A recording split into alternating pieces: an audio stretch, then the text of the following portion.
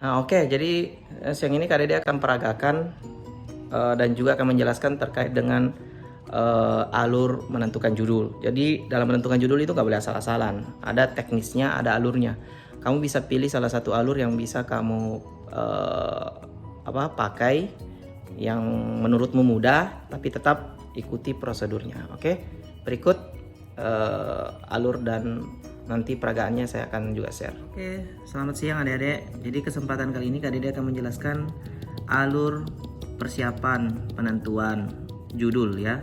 Jadi tanggal 30 bulan 11 2021. Nah, ada 3 opsi yang bisa kalian pakai ya.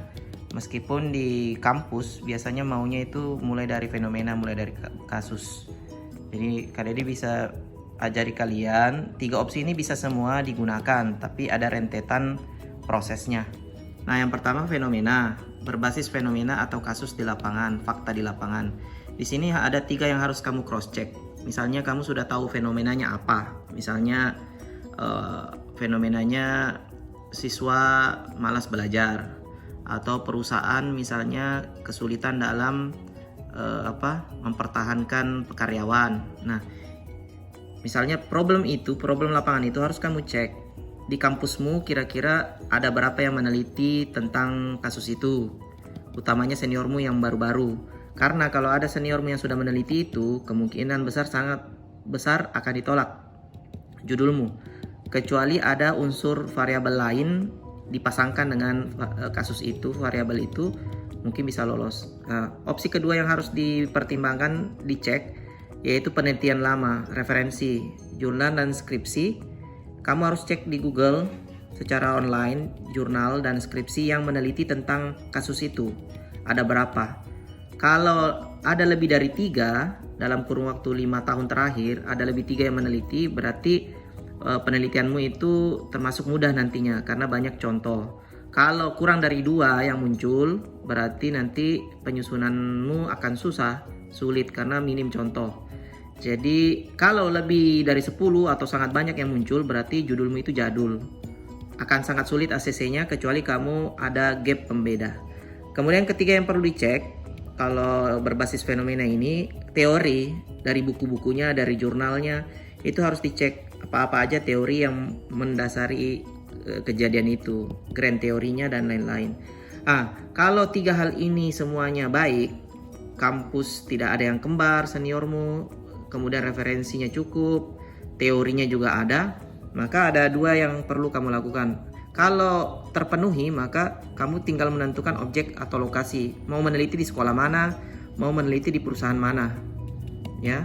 Kemudian kalau misalnya salah satu dari ini tidak terpenuhi, maka biasa langkah yang dilakukan adalah ubah pasangan variabelnya. Jadi ubah pasangan variabelnya. Ya, misalnya kasusnya tetap tapi variabel X-nya misalnya diganti. Ya. Oke, nah kalau ini sudah kamu lakukan 2 ini, misal salah satunya, berikutnya fokus menyusun kalimat judul, memakai kata depan apa, objeknya juga ditulis ya. Oke. Nah, sekarang opsi alur yang kedua. Opsi alur yang kedua ini yaitu berbasis penelitian lama, penelitian seniormu atau penelitian dari internet. Namun kalau opsi ini yang kamu pakai, maka ada 3 hal juga yang harus kamu cek. Yang pertama, fenomena barunya. Jadi kasus di penelitian lama ini kamu cek di lokasimu, kamu cek di daerahmu, atau kamu cek di sekitarmu yang sesuai dengan jurusanmu ya, studimu. Kira-kira ada nggak kejadian barunya? Misalnya tadi siswa misalnya prestasinya turun, ya kan? Nah, setelah kamu cek di sekolah ternyata ada lagi fenomena barunya, misalnya nilainya semakin hancur, misalnya semakin rendah, lebih rendah daripada yang lalu-lalu. Oh, berarti saya masih bisa menelitinya lagi. Ini kenapa fenomenanya kejadian lagi? Oh, mungkin karena COVID dan sebagainya. Ya, kalau itu terjadi berarti bisa dilanjutkan. Yang kedua, turunan variabelnya. Jadi dari kasus ini kamu cek kira-kira ada nggak variabel lainnya yang turunannya. Misalnya kamu tadi meneliti misalnya siswanya malas. Kalau dicek secara teori, ternyata ada faktor-faktor lain yang menyebabkan misalnya siswa malas. Misalnya karena aktivitas fisik, karena sakit atau apa. Nah, variabel lainnya itu yang bisa dijadikan usulan variabel judul. Namun kembali harus dicek juga teorinya lagi. Kira-kira variabel turunan itu secara teori ada nggak yang ahli yang membahas itu. Oke. Kemudian pasangkan dengan variabel baru. Jadi kamu mengambil penelitian lama, misalnya 2 variabel, kamu pasangkan tambah 1 variabel dengan variabel baru, ya. Dengan catatan ya otomatis fenomenanya tetap sekarang ini lagi kejadian.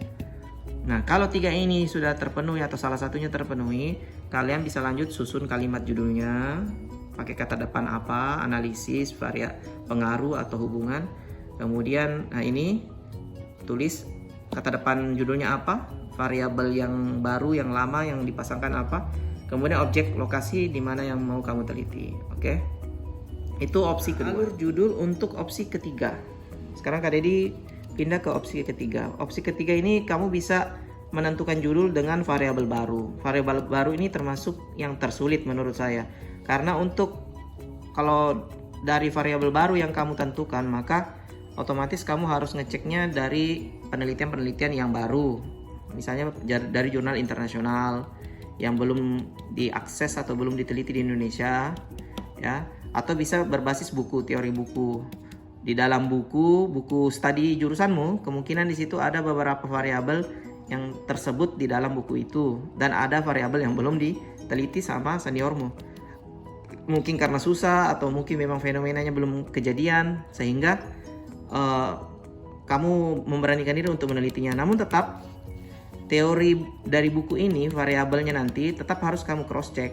Fenomenanya ada nggak di lapangan fenomenanya. Kemudian di penelitian lama ada nggak yang meneliti. Kalau nggak ada, biasanya kalau masih jenjang S1 itu minimal sih 3 ke atas harus ada penelitian lamanya, ya, yang dikaitkan, ya, yang agak mengarah ke penelitian yang sama bisa. Oke, lanjut. Nah, kalau 2 ini sudah kamu telusuri dan menemukan variabelnya, maka bisa lanjut ke ini tadi. Cek fenomena di lapangan ada nggak kejadiannya. Kemudian cek kasus, atau misalnya ada kasusnya. Kalau ada, oh berarti teori variabelmu ini bisa menjadi solusi atau bisa menjadi hal yang didalami. Oke. Kemudian validasi kampus oleh dosen. Jadi kasusmu ini, variabel usulanmu ini, cek dulu ke dosen, kira-kira Pak ini Ibu bisa tidak saya teliti, dengan melampirkan fakta-fakta fenomenanya yang sudah kamu catat, teori-teorinya yang sudah kamu catat, laporkan ke dosen. Kemudian langkah akhir, kalau disetujui dosen, susun kalimatnya. Bisa juga susun kalimatnya kemudian validasi ke dosen, atau validasi dulu, cerita-cerita dulu, kemudian nanti kalau di ACC bisa fokus susun kalimatnya. Jadi untuk adik-adik semua, 3 alur ini bisa kalian coba semua. Tapi kalau Kak Dedi saya lebih suka nomor 1 dan nomor 2. Oke. Jadi untuk peragaan ini, mencari ini dan lain-lain, saya akan peragakan lewat Zoom, ya. Rencana nanti Zoom-nya mungkin nanti malam, ya. Kita akan Zoom, saya akan bagi linknya. 100 orang pertama yang join bisa ikut. Yang nggak sempat join nanti berarti mungkin di Zoom berikutnya. Oke, terima kasih. Sukses selalu.